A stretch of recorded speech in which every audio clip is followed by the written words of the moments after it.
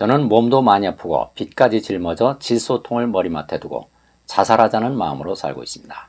저는 아들을 바라는 딸만 5인 집에서 늦둥이 막내딸로 태어났습니다. 제가 태어나기 전 어머니는 아이를 유산했다고 들었습니다. 어머니는 언제나 일을 하러 나가셨고 저는 언니들 손에 맡겨져 자랐습니다. 부모님은 늘 싸우셨고 아빠는 자주 엄마를 때렸습니다. 저도 엄마와 언니들에게 욕을 먹거나 못났다는 말을 자주 듣고 많이 맞으며 자랐습니다. 다른 사람들한테서도 왕따, 성추행, 폭행 등을 당하며 자라 제가 너무 하찮고 살아서는 안 될 존재처럼 느껴집니다. 고등학교 2학년 때 학교를 자퇴하고 집을 나가 생활했습니다. 할 수 있는 게 없어서 노래방 도우미, 술집 등을 전전했고 구치소에 몇 달간 갇혀 있기도 했습니다. 네, 여러분 안녕하십니까? 김성환입니다. 이 여성은 엄마의 뱃속에서 어떻게 인생살이를 시작했습니까? 아들을 바라는 집에서 막내딸로 태어났습니다. 그러니까 죽음의 공포, 커다란 두려움을 느낄 수밖에 없는 그런 환경에서 인생살이를 시작한 것입니다. 실제로 엄마의 뱃속에서 나와서 인생을 살아가면서 이 여성은 끊임없이 큰 두려움을 느낄 수밖에 없는 현실과 맞닥뜨리게 됐습니다. 부모는 끊임없이 싸우고 아버지는 어머니를 폭행을 하고 본인 자신도 왕따를 당하고 성추행을 당하고 또 폭행을 당하고 또 잠시나마 옥살이까지 해야 하는 그런 고통스러운 현실이 눈앞에서 끊임없이 펼쳐졌습니다. 왜 이런 현실이 펼쳐집니까? 무의식 속에 큰 두려움이 억눌려져 있었기 때문에 그 두려움의 존재를 인정해 줄 때까지 이런 현실이 펼쳐지게 됐던 것이죠. 그래서 마침내 이 여성이 자신의 내면을 들여다보게 됐습니다. 처음에 거울 명상을 하며 옷이 전부 젖을 정도로 한참 우는데 제 입에서 갓난아기처럼 응애 응애 소리가 나와 너무 놀라서 멈췄습니다.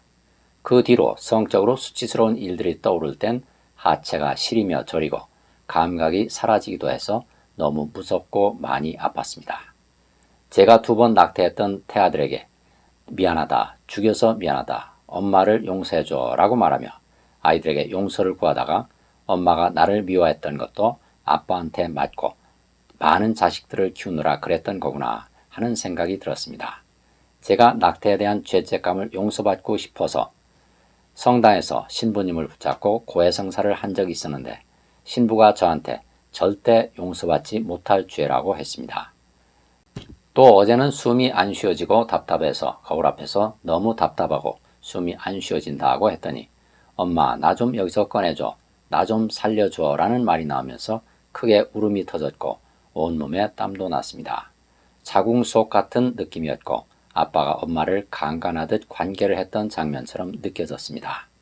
아침에 일어나기 전 잠깐 기쁘고 감사하고 즐거운 느낌이 들긴 했지만 가슴에 답답함과 저에 대한 미움은 여전히 남아 있습니다. 난 버림받았다. 난 미움받았다. 나는 수치스러운 존재다.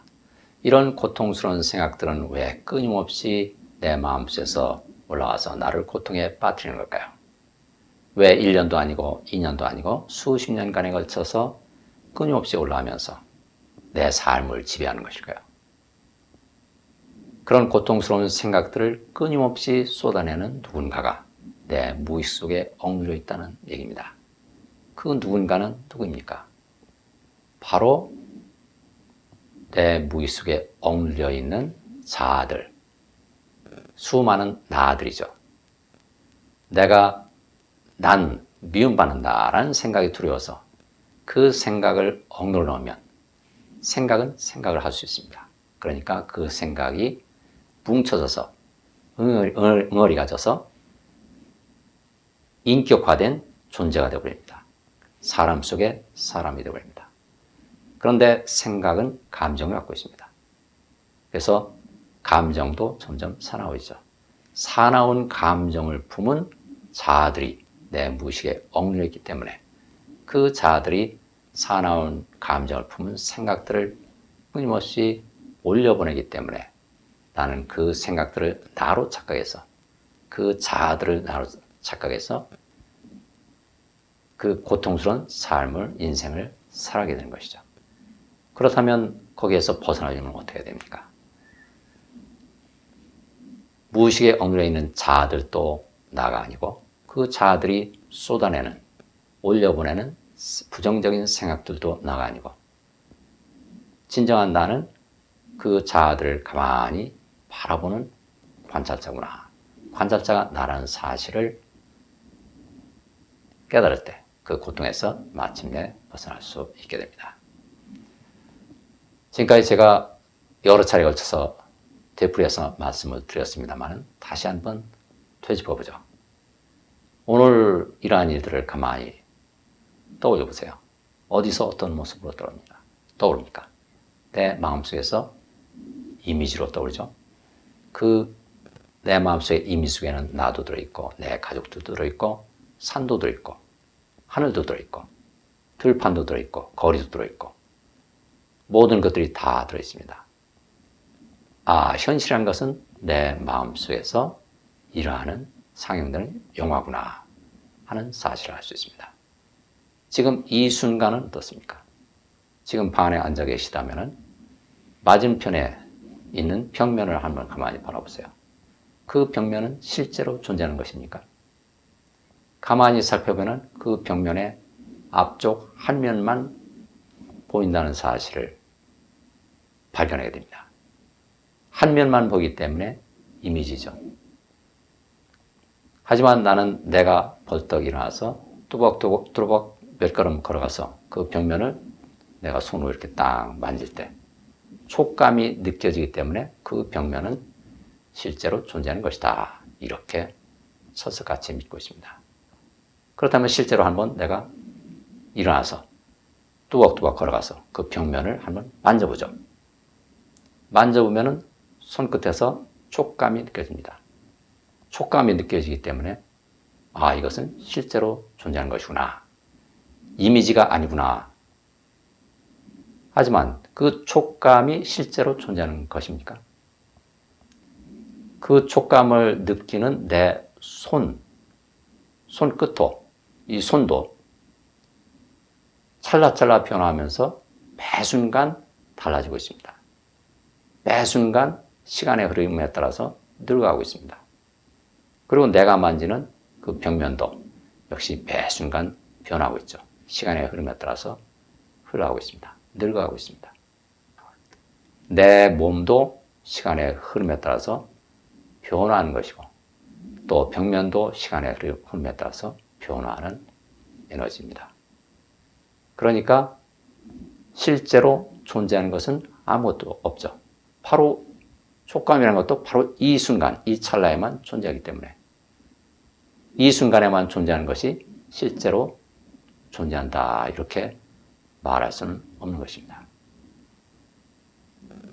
내가 육안으로 바라보는 이미지도 매 순간 변화하면서 흘러가고 내 몸도 매 순간 변화하면서 흘러갑니다. 왜 이처럼 변화하면서 흘러갈까요? 만물은 빛의 진동, 빛의 떨림이기 때문에 내 몸의 진동 주파수와 벽의 진동 주파수가 서로 다르죠. 그러니까 진동 주파수가 다르기 때문에 모양도 다르고 진동할 때 소리가 나죠. 소리도 다르고 또 진동 주파수가 다르면 색깔도 다릅니다. 빛의 색깔도 다르죠. 그래서 벽 색깔과 내 몸의 색깔도 다릅니다. 또 촉감도 다르죠. 내 몸은 진동 주파수가 벽보다는 빠르기 때문에 좀 더 섬세하고 촉감도 섬세합니다. 하지만 벽은 내 몸보다 진동 주파수가 느리기 때문에 투박하게 느껴지죠. 촉감도 투박합니다. 사람도 마찬가지입니다. 억눌린 감정이 많은 사람은 얼굴 표정도 좀 투박하게 보입니다.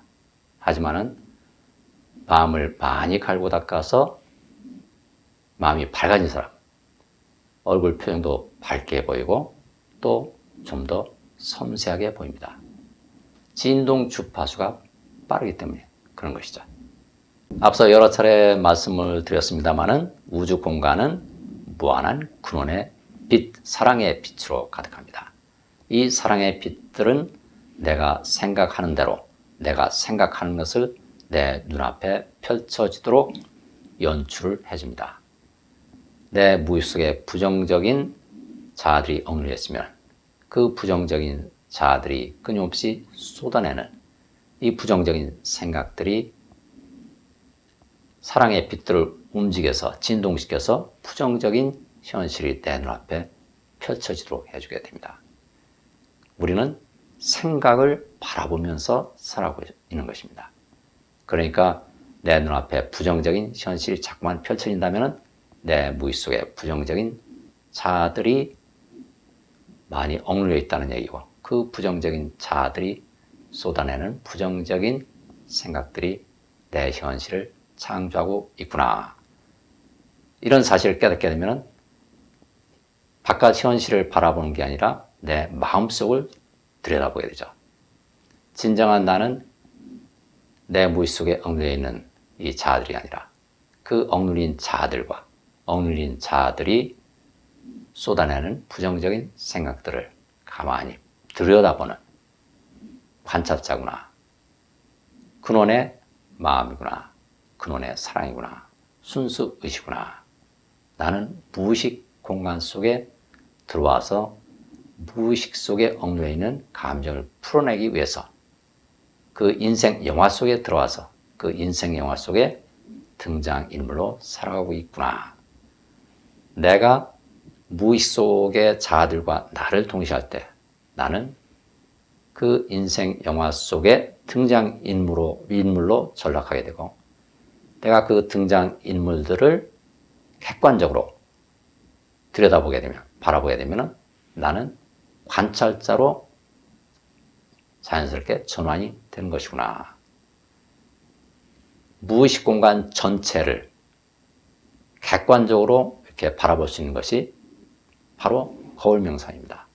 거울을 통해서 내 몸을 객관적으로 바라보고 내 몸이 들어있는 그 무의식 공간을 객관적으로 바라보게 되면 나는 관찰자가 되기 때문에 내 몸은 내 마음속에 이미지로 전환이 되기 때문에 내 몸이 사라지면 내 몸을 나라고 착각해서 내 몸에 달라붙어 있던 이 무의식에 얽려져 있던 이 감정들이 마음의 공간 속에, 무의식 공간 속에 붕 떠버리게 되죠. 그러면서 그 순간 내가 그 감정들의 존재를 인정해주면, 부정적인 자아들의 존재를 인정해주면 그 얽려져 있던 자아들이 근원의 마음속으로, 내 마음속으로 다 사라지게 됩니다. 내가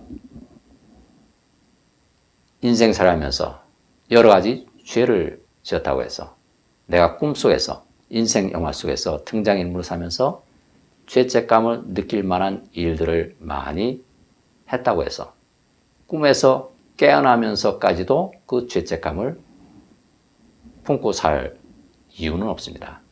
왜냐하면 죄책감은 내가 꿈속에 등장인물로 살면서 느낀 것이기 때문에 꿈에서 깨어나면 꿈속에서 느꼈던 모든 것들도 동시에 사라지게 됩니다. 이 모든 것이 내 마음속에서 일하는 꿈이었구나 하는 사실을 깨닫게 되면 꿈속에서 일하는 모든 일들이 다 사라지게 됩니다. 물론 그러기 위해서는 그 꿈에서 완전히 벗어나기 위해서는 꿈속에서 내가 행한 남한테 피해를 준 또 수치스러운 일, 이런 모든 것들에 대해서 내가 진심으로 뉘우치고 참회를 해야 그 부정적인 그 감정들이 다 사라지게 되겠죠. 그 부정적인 감정들이 다 사라져야만 내가 꿈에서 깨어나게 됩니다.